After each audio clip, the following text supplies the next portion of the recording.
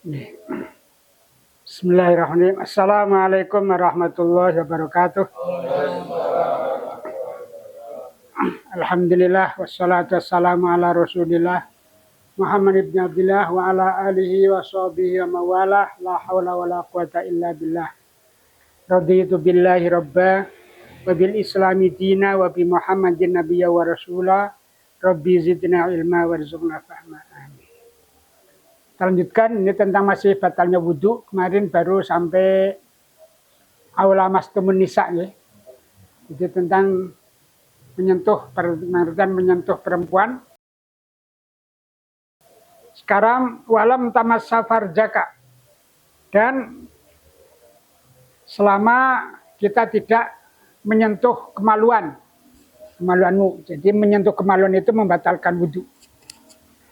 Hadisnya dari Busroh binti Sofwan radhiyallahu anha anna Nabi sallallahu alaihi wasallam qala man massa zakarahu, barang siapa yang menyentuh kemaluannya fala yusolli, maka jalanlah salat hatta yatawaddo, hingga dia berwudu. Juga hadis yang ditolak sama saja, man massa farju fal yatawaddo. Oleh hadis Amr bin Shu'aib an abi, dari ayahnya, an jadi dari neneknya, ani Nabi sallallahu alaihi wasallam qala ayyuma rajulun massa farjahu falyatawaddo, siapapun laki-laki yang menyentuh farjinya, menyentuh kemaluannya, maka dia hendaklah berwudu. Wa ayyuma imra'atun, begitu juga siapapun perempuan massa farjaha, yang menyentuh farjinya, kemaluannya, maka falyatawaddo, hendaklah berwudu. Sini yang dimaksud menyentuh kemaluan, kalau laki-laki adalah di bagian depan. Jadi kalau pada batang belakangnya betul. Tidak. Tapi yang batal ada yang depannya. G. Jadi kalau perempuan kalau masih di ininya enggak. Di bagian luarnya. Terus belum sampai membatalkan.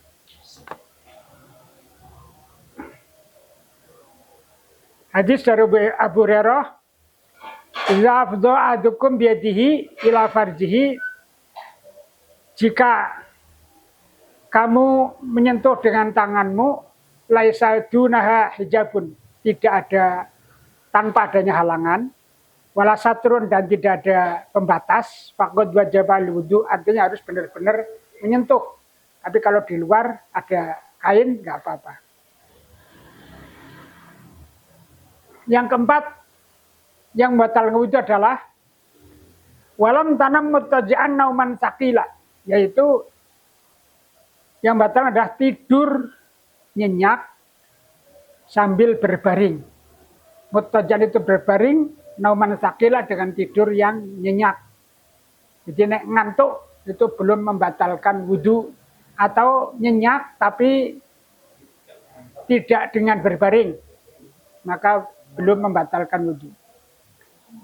Ya hadis Ali radhiyallahu anhu qala Rasulullah sallallahu alaihi wasallam al-ainani wika usahi.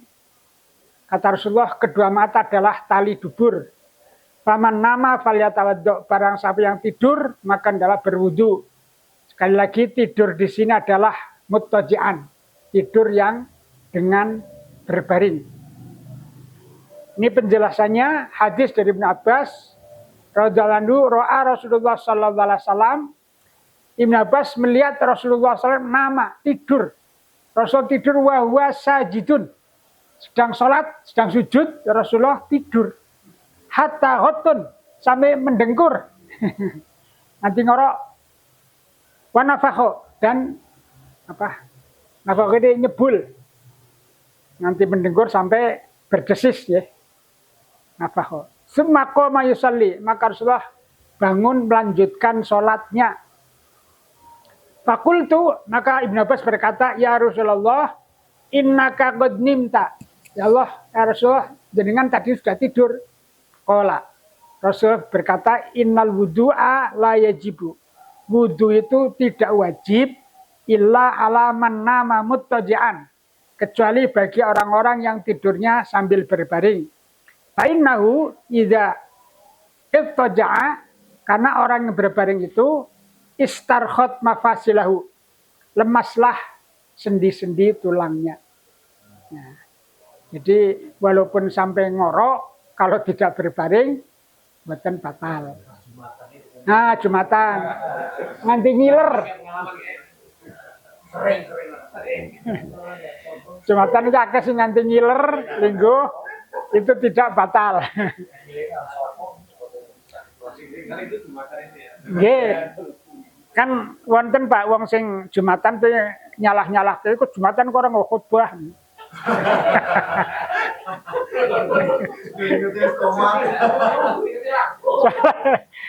Sauri khotbah seli turu, tangi turu wis komat. Ora krungu khotbah. Ngertine ora nggo khotbah. Mulane resep nek wong sing turune angel, engko turune ning nggon Jumatan. Ora usah nganggo obat tidur tapi cukup hadir Jumatan.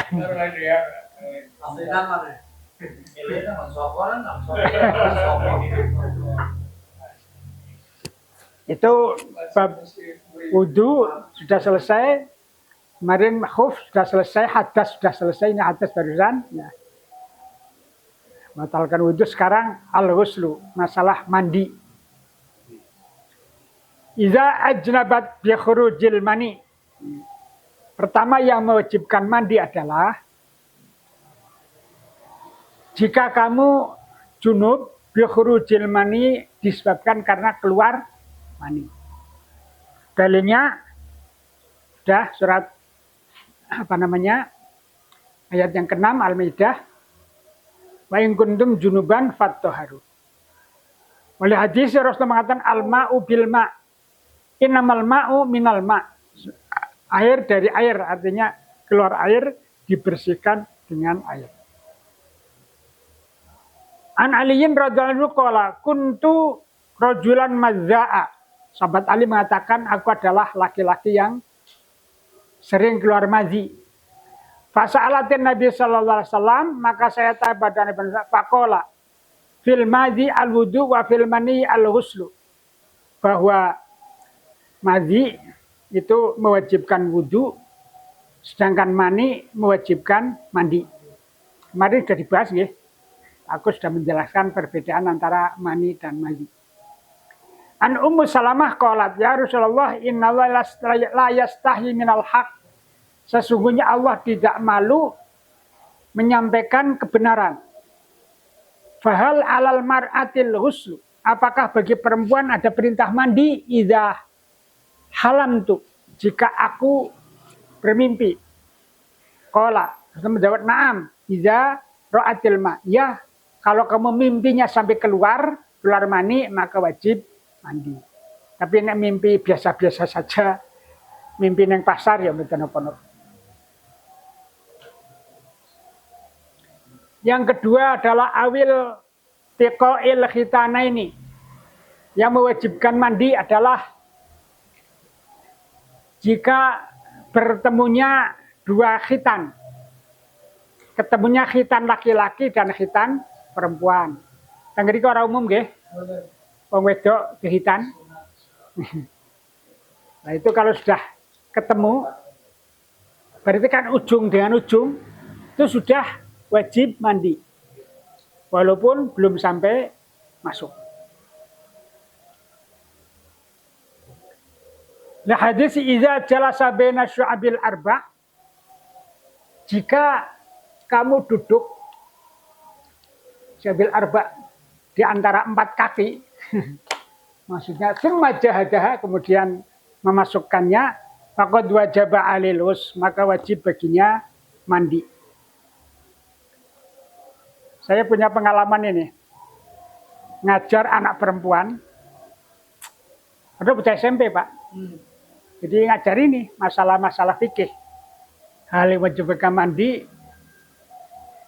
antara lain itu, yaitu adanya hubungan suami istri.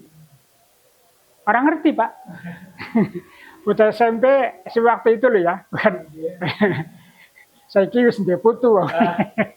Dulu sing ulang ngaji saya. Pak, hubungan syarti itu bagaimana maksudnya? Aduh. Mesti hati-hati ngomongnya sih itu merupakan. Jawaban saya hubungan antara bapak dan ibu yang menyebabkan menjadi kamu. Nah, lebih paham. Lebih ngerti. Yang ketiga, arada hadratul Jum'ah atau kamu akan datang menghadiri salat Jum'ah. Cuma nanti dari segi hukum fikih berbeda, walaupun ada kesamaan. Artinya apa? Ketika kita akan menghadiri Jumat, itu diperintahkan mandi. Hadisnya ini, idza arada ahadukum ayyatil Jum'ah falyatazil. Jika kamu akan datang menghadiri salat Jumat, hendaklah kamu mandi. Perintah di sini ini menjadi ikhtilaf. Apakah wajib, apakah sunnah?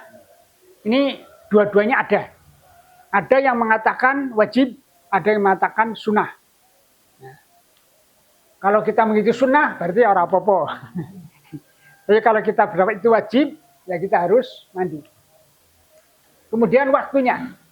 Kapan waktu mandi Jumat yang diperintahkan? Apakah ketika kita akan berangkat sholat Jumat? Apakah ketika mandi pagi? Ini juga ada dua pendapat. Pendapat pertama mengatakan boleh pagi asal setelah terbit matahari. Yang kedua mengatakan ya enggak, ketika kamu persiapan akan berangkat Jumat itulah mandi. Hah? Jadi tetap ada dua pendapat kita boleh.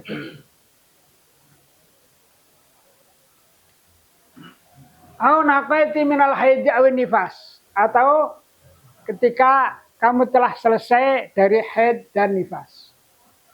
Limadal ajubihan asun Quran, yaitu petunjuknya telah nyata jelas dalam Al-Quran. Surat Al-Baqarah ayat 212, wala taqrabuhunna hatta yadhurna. Janganlah kamu mencampuri mereka yang sedang haid hatta yadhurna sehingga mereka suci. Nah, hadis Aisyah qalat inna Fatimah binta Abi Hubais adalah Fatimah binti Abi Hubais kanat tustahadu. Dia adalah orang yang tustahadu, haid terus menerus, artinya belum juga berhenti, haidnya terus. Falatina Nabi SAW, maka dia bertanya pada Rasulullah, faqala, maka Rasul berkata, zalika irkun. Itu irkun, semacam keringat, artinya bukan darah haid. Walayasat bil haidah, itu bukan darah haid. Karena ini terus menerus, waktunya sudah terlampaui. Masih keluar, maka kata Rasulullah, itu bukan darah haid tapi irkun. Wa iza aqbalatil haidu, apabila kamu kedatangan haid, fad'a shalah, maka hentikanlah salat. Wa iza adbarat faghtasili fasalli. Apabila telah selesai haidnya, mandilah kemudian salat. Ini maka bagi para perempuan khususnya harus bisa membedakan antara yang haid dan yang bukan haid. Pertama dari warna darah. Darah haid itu warnanya merah tua kehitaman. Tapi kalau darah biasa, bukan haid itu sudah encer dan warnanya merah biasa. Ini kayak kelamin Pak Yuli abang aja. Itu sudah bukan darah haid. Apalagi kalau sudah agak kuning. Yang kedua dari segi waktu. Menurut fikih, haid itu minimal sekali keluar mampet. Lazimnya itu sepekan. Lazimnya itu sepekan. Kemudian maksimal itu 15 hari. Jadi kalau misalnya sudah 15 hari kok masih terus menerus, itu berarti sudah dianggap darah istihadah. Bukan lagi darah haid.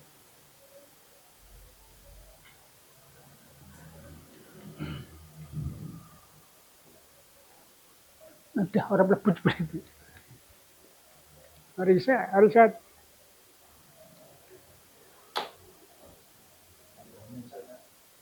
yang kelima, fal taqtasil wabda bi ghusli yadika. Kemudian mandilah dan mulailah dengan membasuh kedua tanganmu.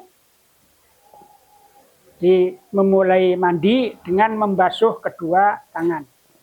Hadisnya dari Aisyah, anna Nabiya sallallahu alaihi wasallam karena idza tasala minal janabati adalah Rasulullah ketika mandi janabah ya beda'u beliau memulai fayaghsilu yadayhi.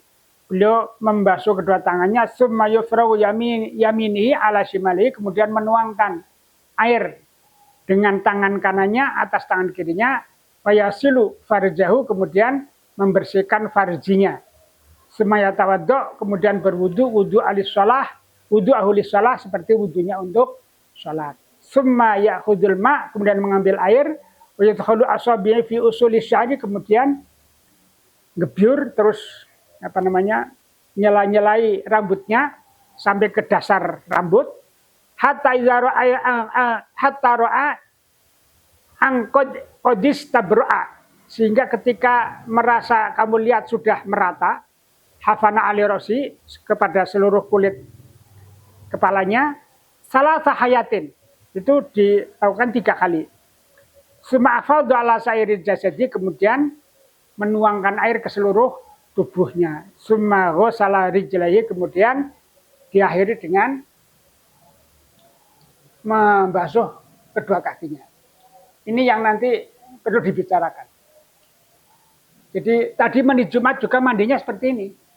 Bukan mandi asal mandi, tapi mandi janabah untuk Jumatan. Nah, di sini ada disebutkan, pertama kan wudu nggih. Wudu kan otomatis sudah mencuci kaki. Tapi setelah wudu, setelah mandi di sini, summa ghasala rijlaihi, Rasulullah kemudian membasuh kedua kakinya. Ini pemahamannya bagaimana? Ini ada dimungkinkan, ya. Ini tidak dijelaskan oleh Rasulullah. Ketika wudhu sebelum mandi tidak mencuci kaki. Yang kedua, karena waktu itu kamar mandinya dulu nggak keramik, sehingga ditutup dengan mencuci kaki. Walaupun tadi wudhu, tapi mungkin kan gebur kan kena pasir dan sebagainya, makanya kemudian diakhiri dengan mencuci kaki. Ini pemahaman. Mukhlishon niyataka, yaitu kita niat dengan ikhlas. Ini hadisnya sudah terkenal, innamal amru binniyat. Sebagaimana kita ketika wudu, sholat itu juga tetap diawali dengan niat. Lah, ketika wudu kan kita niatnya kemarin misalnya bisa ketika membasuh tangan pertama atau ketika membasuh wajah. Maka mandi ini, maka niatnya mandi itu juga ketika mulai kita gebyur, itu kita niat mandi. Niat itu penting karena mandi ini kan tadi ada mandi junub, penyelan atas besar, ada mandi Jumat,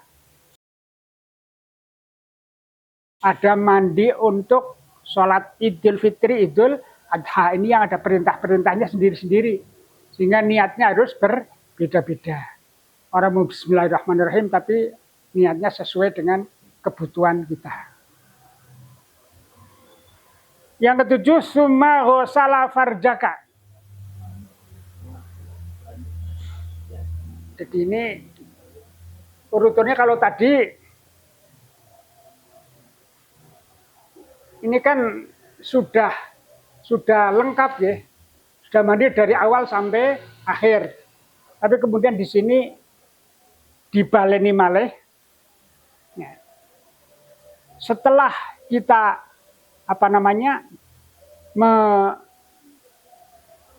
membasuh tangan,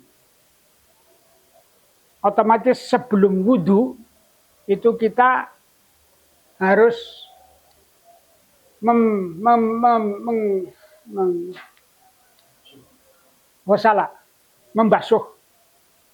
membasuh kemaluan dulu.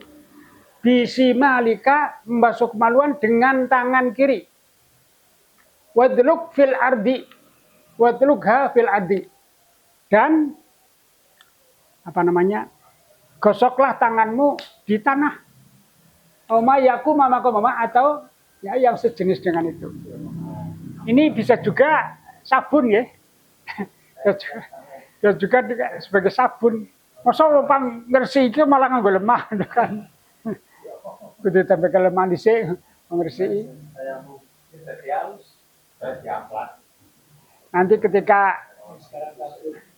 ketika menjelaskan Rasul menjelaskan mandinya orang yang habis haid itu malah rinci sekali, membersihkannya pakai daun bidara. Jadi mungkin sekali lagi mungkin belum ada sabun sehingga digosok pakai daun bidara. Setelah itu digebyur, setelah gebyur diberi wewangian. Ya, kemaluannya diberi wangian. Itu perintahnya untuk perempuan. Yang wong lanang betul-betul perintahnya. Li hadisi Maimunah inda Syekhani tsumma afraga ala farjihi wa wasalati bisimali. Kemudian menuangkan air pada kemaluannya, kemudian menggosoknya, membasuhnya dengan tangan kiri. Sumal dzaraba minal ardi, maka kemudian ini dzaraba menepuk tanah. Wa fi riwayatin famasaha biturab, ini mengusapnya dengan turab, dengan debu. Kok kaya najis bukulan. Nah inilah ini kita. Ini anulah menyesuaikan zaman. Ini ya sabun ya. Ya kalau sekarang pakai sabun membersihkan. Ya sabun, biar bersih pakai sabun. Ini. Summa tawaddu kama taqaddama, kemudian berwudu sebagaimana yang terdahulu, summa akhadzal ma, mengambil air wa takhala asabi'u fi usuli sya'ri bi syai'in min at-tib. Nah, ini sama saja tadi mengulang. Jadi setelah wudhu kemudian menggosok kepala, dasar kepala minat tib dengan sesuatu wewangian. Kalau sekarang sampo, minat tib dengan wewangian. Nah, hadis Aisyah kana Rasulullah idza ghassala minal janabati ta'a bi syai'in nahwal hilab. Rasulullah ketika mandi janabah, beliau mengambil ember, akhadha bi kaffi, kemudian mengambil air dengan telapak tangannya, bada bisyik rosi, yaitu dengan tadi menyela-nyeli kepalanya al-aiman, ya, dari arah yang kanan, sumal esir, kemudian dari arah yang kiri. Jadi tetap kanan dulu, kemudian baru kepala kiri. Suma khadha bi kaffai bima ala rosi, kemudian mengambil air dengan kedua telapak tangannya dan siramkan ke kepalanya. Wan Aisyah anna Asma suilatin Nabi sallallahu alaihi wasallam an ghuslil mahid, ya. Adalah Asma bertanya pada Rasulullah tentang mandi setelah haid. Faqala ta'khudhu ahadukunna ma'aha, kata Rasulullah, ambillah salah satu dari kamu mengambil air wasidratiha dan bidara. Fatutahhuru atau sinutuhur, kemudian mandilah kamu dengan sebaik-baiknya mandi. Summa tusabbu ala ra'siha, kemudian menuangkan air pada kepalanya, ada tulikihu dalkan syadida, kemudian gosoklah dengan gosokan yang syadida, yang sungguh-sungguh, hatta talbusu inarosya, sampai pada dasar kulit kepalanya. Sumata subba alaiha, kemudian menuangkan air lagi, sumata khudu fursatan, memasakatan, kemudian mengambil fursoh itu kapas. Masakatan atau hirbia, ya, jadi dibersihkan dengan kapas. Haid, kemaluannya dibersihkan dengan kapas. Ini. Nah ini, mandinya itu adalah bagi perempuan yang haid ba'da naqdihi, setelah melepaskan ikatan rambut. Hadisnya dari Aisyah, qala laha, Rasul berkata pada Aisyah, wa kanat haidon, dia sedang haid. Ungkudi sya'roka wa tasili. Lepaslah rambutmu kemudian mandi. Maksudnya supaya diikat kan ora tidak basah semua. Hingga ini diperintahkan supaya melepas rambut dulu. Wabda bisyaqil aiman, biasa didahului dengan sebelah kanan. Hadisnya Aisyah dulu sudah ada, Kata Isa vitamin mutakodan. Sumafrokol ala rosika salasan.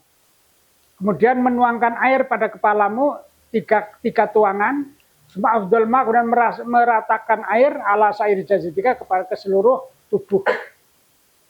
Hadis Aisyah yang terdahulu sudah. Ini dunia hafan ala rosi salah hayatin suma afdol ala hadisnya sudah dan disebutkan terdahulu. Ma'ad dalki. Nah, ini yang kan mandi itu harus ma'ad dalki. Jadi kata ghosala itu harus dengan ma'ad dalki, dengan digosok. Nah, ini surat Al-Midayat 6. Kita durah alati tajid al-musammal wuslu.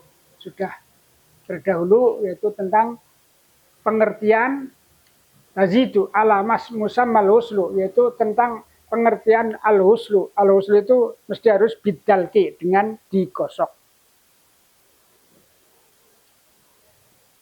Summa ghusla rijlaika bitaqaddumil yumna ala yusra.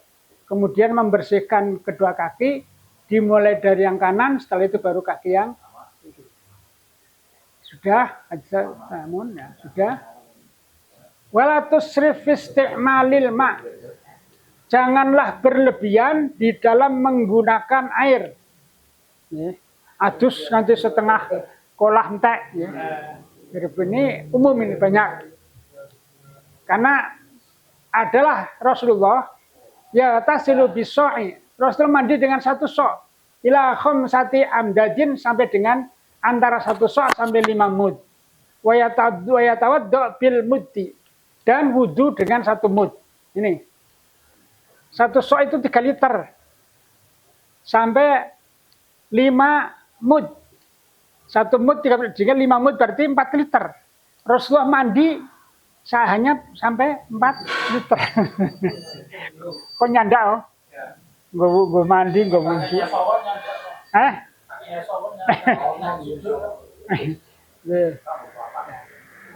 Ya tentu kita juga orang.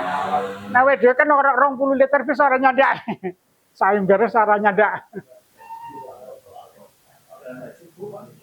Ya saya kira itu. Nang mandi sudah selesai, monggo.